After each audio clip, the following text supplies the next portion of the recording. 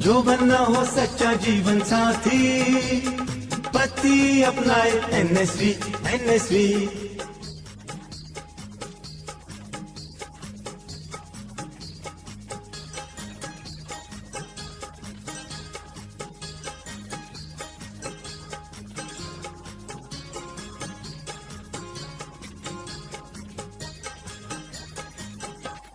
वही है सच्चा जीवन साथी जो पति अपनाए एनएसवी। राष्ट्रीय स्वास्थ्य मिशन, स्वास्थ्य विभाग हरियाणा द्वारा जनहित में जारी।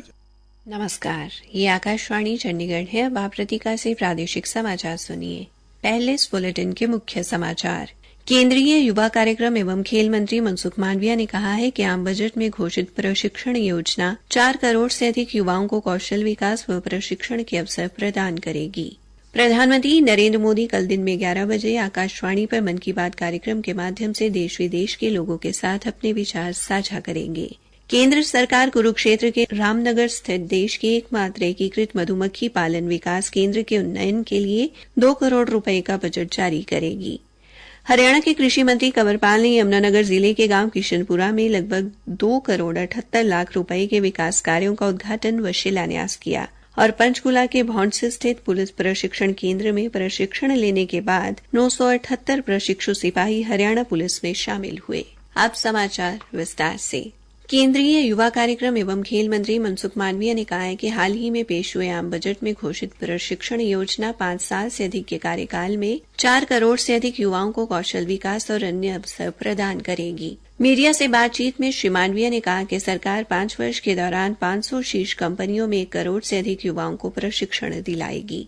1 साल की प्रशिक्षण अवधि के दौरान युवाओं को एक मुश्त 6,000 रुपए के साथ साथ 5,000 रुपए प्रति माह दिए जाएंगे। उन्होंने कहा कि शीर्ष कंपनियों में प्रशिक्षण से प्राप्त अनुभव से युवाओं में कौशल और रोजगार क्षमता में सुधार होगा। प्रधानमंत्री नरेंद्र मोदी कल दिन में 11 बजे आकाशवाणी के मन की बात कार्यक्रम के माध्यम से देश विदेश के लोगों से अपने विचार साझा करेंगे। ये इस मासिक कार्यक्रम की 112वीं कड़ी होगी। श्री मोदी के लगातार 30वीं बार प्रधानमंत्री बनने के बाद ये दूसरी कड़ी है। ये कार्यक्रम आकाशवाणी और दूरदर्शन के समूचे नेटवर्क, आकाशवाणी की वेबसाइट और मोबाइल ऐप पर भी उपलब्ध रहेगा। आकाशवाणी के अलावा दूरदर्शन, प्रधानमंत्री कार्यालय, सूचना एवं प्रसारण मंत्रालय की यूट्यूब चैनलों पर भी इस कार्यक्रम का सीधा प्रसारण किया जाएगा। हिंदी प्रसारण के तुरंत बाद ये कार्यक्रम सभी क्षेत्रीय भाषाओं में भी प्रसारित किया जाएगा। हरियाणा के शहरी स्थानीय निकाय राज्य मंत्री सुभाष सुधा ने कहा है कि कुरुक्षेत्र के रामनगर में देश के एकमात्र एकीकृत मधुमक्खी पालन विकास केंद्र का उन्नयन किया जाएगा। उन्होंने बताया कि इस केंद्र के उन्नयन के लिए केंद्र सरकार की तरफ से 2 करोड़ रुपए का बजट जारी किया जाएगा। राज्य मंत्री ने कहा कि ये केंद्र कुरुक्षेत्र ही नहीं बल्कि हरियाणा और आसपास के राज्यों के मधुमक्खी पालक किसानों की आय बढ़ाने में सहायक होगा। इस एकीकृत मधुमक्खी पालन विकास केंद्र की स्थापना इजराइल परियोजना के तहत वर्ष 2017 में की गई थी। हरियाणा के राज्य मंत्री सुभाष सुधा ने आज कुरुक्षेत्र के गांव बारना, किरमच, कुंवार खेड़ी, अमीन, हथीरा, फुतुपुर, बीड़ अमीन और तिगरी खालसा में 12 करोड़ रुपए के विभिन्न विकास कार्यों का उद्घाटन व शिलान्यास किया। इस दौरान सभी गांवों में राज्य मंत्री ने ग्रामीणों की समस्याएं सुनी और उनका मौके पर समाधान करने के आवश्यक दिशा निर्देश दिए। पलवल जिले में होडल के गांव भिड़ुकी में विधायक जगदीश नायर ने 1.5 करोड़ रुपए की लागत से होने वाले विकास कार्यों का शिलान्यास और गांव खिरवी से उत्तर प्रदेश के हताना तक 5 करोड़ 81 लाख रुपए की लागत से बनाए गए पुल तथा रेगुलेटर का उद्घाटन किया। श्री नायर ने लोगों को संबोधित करते हुए कहा कि ये पुल 4 महीने में बनकर तैयार हो गया है। इससे लोगों को आवागमन में सुविधा मिलेगी। सिंचाई विभाग की ओर से बनाए गए इस पुल से हरियाणा उत्तर प्रदेश के लोगों को फायदा होगा। उन्होंने कहा कि रेगुलेटर के बनने से इलाके के किसानों को बहुत बड़ा फायदा होगा और पर्याप्त मात्रा में सिंचाई के लिए पानी मिलेगा। विधायक ने कहा कि गांव भिड़ुकी में 97,72,000 रुपए की लागत से गांव के प्राचीन मंदिर बाबा सिद्ध कुंड का सौंदर्यीकरण तथा 36,29,000 रुपए की लागत से गांव की फिरनी और 5 लाख रुपए की लागत से गांव की गलियों का निर्माण कार्य कराया जाएगा। प्रादेशिक समाचार आकाशवाणी चंडीगढ़ से प्रसारित किए जा रहे हैं। हरियाणा के कृषि एवं किसान कल्याण मंत्री कंवरपाल ने आज यमुनानगर जिले के किशनपुरा गांव में लगभग 2 करोड़ 78 लाख रुपए के विकास कार्यों का उद्घाटन व शिलान्यास किया।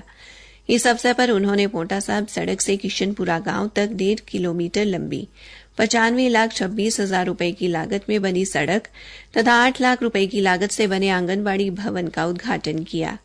इसके बाद उन्होंने 1 करोड़ 40 लाख रुपए से बनने वाले बारात घर सद्भावना मंडप और किशनपुरा से गांव कड़कोली तक 34,88,000 रुपए से बनने वाले पक्के रास्ते का भी शिलान्यास किया। कृषि मंत्री ने लोगों को संबोधित करते हुए कहा कि 10 साल पहले जितने कार्य पूर्व की सरकारों के कार्यकाल में हुए, वर्तमान सरकार के कार्यकाल में उससे 10 गुना ज्यादा हुए हैं। उन्होंने कहा कि आज सरकारी नौकरी बिना पर्ची व खर्ची के योग्यता के आधार पर मिल रही है। भारतीय जनता पार्टी के प्रदेश अध्यक्ष व राई से विधायक मोहनलाल बड़ौली ने आज 47 बुजुर्ग तीर्थयात्रियों की बस को झंडी दिखाकर सोनीपत से अयोध्या धाम के लिए रवाना किया। उन्होंने कहा कि हरियाणा की मुख्यमंत्री तीर्थ यात्रा योजना का अन्य प्रदेश भी अनुसरण कर रहे हैं।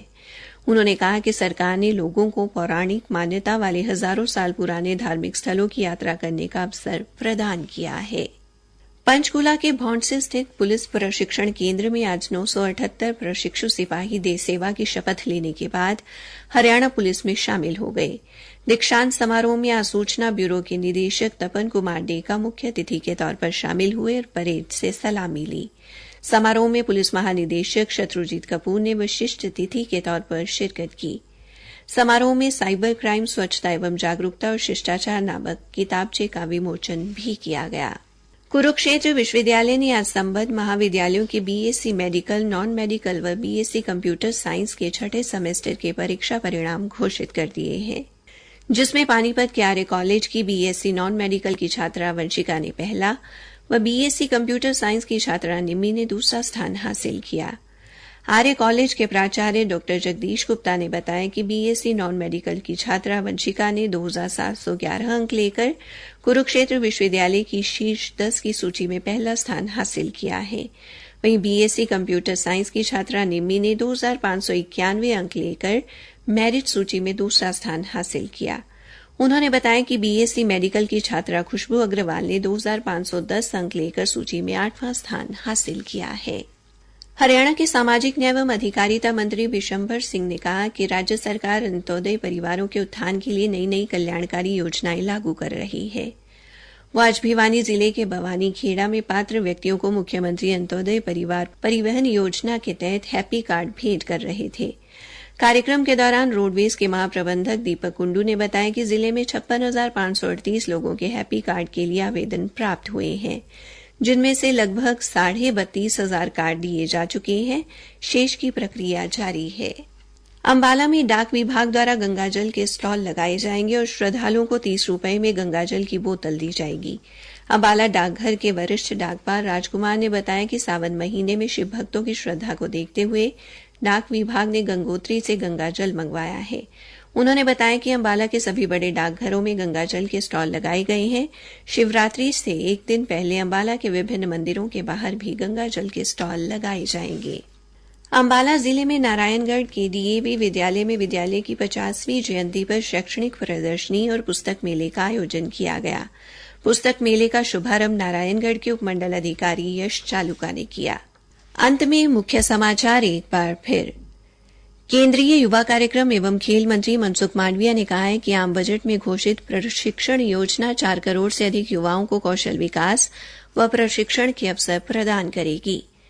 प्रधानमंत्री नरेंद्र मोदी कल दिन में 11 बजे आकाशवाणी पर मन की बात कार्यक्रम के माध्यम से देश विदेश के लोगों के साथ अपने विचार साझा करेंगे। केंद्र सरकार कुरुक्षेत्र के रामनगर स्थित देश के एकमात्र एकीकृत मधुमक्खी पालन विकास केंद्र के उन्नयन के लिए 2 करोड़ रुपए का बजट जारी करेगी। इसी के साथ ये समाचार बुलेटिन समाप्त हुआ।